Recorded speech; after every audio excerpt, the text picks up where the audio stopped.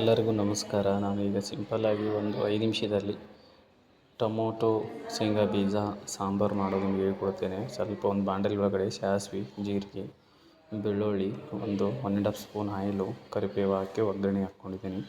ಒಂದು 4 ಟೊಮೊಟೊ ಸಣ್ಣಗೆ ಹೆಚ್ಕೊಂಡಿದ್ದೀನಿ. ಹಣ್ಣಾಗಿರ್ತಕ್ಕಂಥ ಟೊಮೊಟೊ ಹೆಚ್ಕೋಬೇಕು. ಇದಕ್ಕೆ ತುಂಬ ಚೆನ್ನಾಗಿ ಬರ್ತದೆ. ಹಂಗಾದ್ರೆ ಈ ಥರ ಒಗ್ಗರಣೆ ಕೊಟ್ಟು ಆಮೇಲೆ ಇದಕ್ಕೆ ರುಚಿ ತಕ್ಕಂಥ ನಾವು ಏನು ಬೇಕಂತ ಸಾಮಾನುಗಳನ್ನು ಈಗ ಹಾಕ್ಕೊಳ್ಳೋಣ.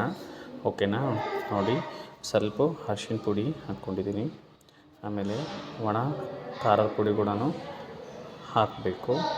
ಆಮೇಲೆ ರುಚಿ ತಕ್ಕಂಥ ಉಪ್ಪು, ಆಮೇಲೆ ಕಾಟುವ ಮಸಾಲ ಹಾಕ್ಕೋಬೇಕು. ಆಮೇಲೆ ಸೈಡಲ್ಲಿ ನಾನು ಶೇಂಗಾ ಬೀಜನ ಹುರಿದು ಮಿಕ್ಸಿ ಜಾರಿಗೆ ಹಾಕ್ಕೊಂಡಿದ್ದೀನಿ.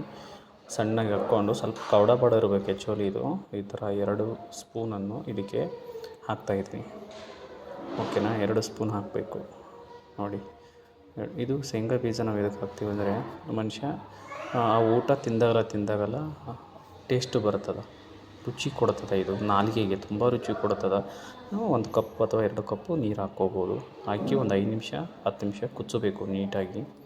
ಕುಚ್ಚಿದ ಮೇಲೆ ನೋಡಿ, ನಿಮಗೆ ಸ್ಮೆಲ್ ಮಾತ್ರ ಸಖತ್ತಾಗಿ ಬರ್ತದೆ, ತುಂಬ ಚೆನ್ನಾಗಿ ಬರ್ತದೆ. ಇದು ರೈಸಲ್ಲಿ ಕೂಡ ತಿನ್ಬೋದು, ಇಡ್ಲಿ, ಈ ಥರ ಎಲ್ಲ ಐಟಮ್ಸ್ ಕೂಡ ತಿನ್ಬೋದು. ತುಂಬ ರುಚಿಯಾಗಿ ಬರ್ತದೆ. ದಯವಿಟ್ಟು ನೀವು ಒಂದು ಸಲ ಟ್ರೈ ಮಾಡಿ ನಿಮ್ಮ ಮನೆಯಲ್ಲಿ. ನನ್ನ ಚಾನಲನ್ನು ಸಬ್ಸ್ಕ್ರೈಬ್ ಮಾಡೋದು ಮಾತ್ರ ಮರೆಯಬೇಡಿ. ನಿಮಗೆ ತುಂಬ ಇದು ಒಂದು ಟೈಮ್ ಇಷ್ಟ ಆಗುತ್ತೆ. ನೀವು ನಿಮ್ಮ ಮನೆಯಲ್ಲಿ ಟ್ರೈ ಮಾಡಿ. ಸಿಂಪಲ್ ಇದೆ, ಒಂದು 5 ನಿಮಿಷದಲ್ಲೇ ಮಾಡ್ಬೋದು. ದಯವಿಟ್ಟು ನನ್ನ ಚಾನಲನ್ನು ಯಾರು ಸಬ್ಸ್ಕ್ರೈಬ್ ಮಾಡಿಲ್ಲ, ದಯವಿಟ್ಟು ನನ್ನ ಚಾನಲನ್ನು ಸಬ್ಸ್ಕ್ರೈಬ್ ಮಾಡಿ, ಬೆಲ್ ಬಟನನ್ನು. Thank you. ಎಲ್ಲರಿಗೂ ಧನ್ಯವಾದಗಳು.